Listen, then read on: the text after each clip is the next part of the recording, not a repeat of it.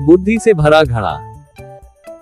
एक बार किसी बात पर अकबर बीरबल से नाराज हो गए और उन्होंने बीरबल को राज्य छोड़कर कहीं दूर चले जाने का आदेश दे दिया। बीरबल ने अकबर के आदेश का पालन किया और राज्य छोड़कर चले गए। कुछ समय बीतने के बाद अकबर को बीरबल की याद आने लगी। कई महत्वपूर्ण मुद्दों पर बीरबल का मशवरा अकबर को निर्णय लेने में मदद करता था। इसलिए बीरबल के बिना निर्णय लेने में अकबर को असुविधा होने लगी। आखिरकार उन्होंने अपने सैनिकों को बीरबल को ढूंढने के लिए भेजा। सैनिकों के कई गांव में बीरबल को ढूंढने का प्रयास किया, लेकिन बीरबल नहीं मिले। कई जगहों पर पूछताछ करने के बाद भी बीरबल का पता ठिकाना नहीं मिल सका और अकबर के पास सैनिक बैरंग लौट आए।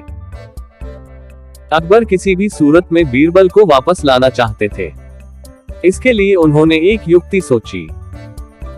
सैनिकों के माध्यम से उन्होंने अपने राज्य के सभी गांवों के मुखियाओं को संदेश भिजवाया। संदेश इस प्रकार था: 1 माह के भीतर एक घड़े बुद्धि भरकर उस घड़े के साथ दरबार में उपस्थित हो। ऐसा न कर पाने की स्थिति में बुद्धि की जगह घड़े में हीरे जवाहरात भरकर देना होगा।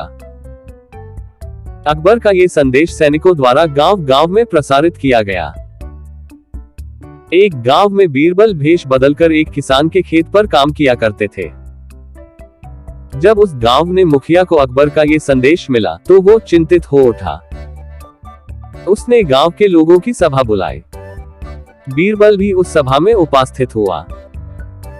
गांव के मुखिया ने अकबर का संदेश गांव वालों को दिया तो सभी सोच में पड़ गए। तब बीरबल ने मुखिया से आग्रह किया, महाशय, आप मुझे एक घड़ा दे दें। मैं उसे इन महीने के अंत तक उसे बुद्धि से भर दूंगा। मुखिया के पास और कोई चारा नहीं था। उसने एक घड़ा बीरबल को दे दिया। बीरबल वह घड़ा लेकर किसान के उस खेत पर चला गया जहां वह काम किया करता था। वहां उसने कद्दू उगाए थे। उनमें से ही एक छोटे से कद्दू को उठाकर उसने घड़े में डाल दिया। कद्दू अब भी अपनी बेल से लगा हुआ था। बीरबल उस कद्दू को नियमित रूप से खाद पानी देने लगा और उसकी अच्छी तरह से देखभाल करने लगा, जिससे धीरे धीरे कद्दू बढ़ने लगा। कुछ दिनों बाद कद्दू का आकार इतना बड़ा हो गया कि उसे घड़े से बाहर निकाल पाना असंभव था। कुछ और दिन बीतने के बाद जब कद्दू का आकार घड़े के आकार जितना बड़ा हो गया, तब बीरबल ने उसे उसकी बेल से काटकर अलग किया। घड़े का मुंह कपड़े से ढकने के बाद वह गांव के मुखिया के पास पहुंचा और वह घड़ा उसे देते हुए बोला, यह घड़ा बादशाह अकबर को दे देना और उनसे कहना कि इसमें बुद्धि भरी हुई है। उसे बिना काटे और इस घड़े को बिना फोड़े उसे निकाल लीजिए। मुखिया बादशाह अकबर के दरबार पहुंचा और उसने अकबर को घड़ा सौंपते हुए वैसा ही कहा जैसा बीरबल ने उसे कहने के लिए बोला था।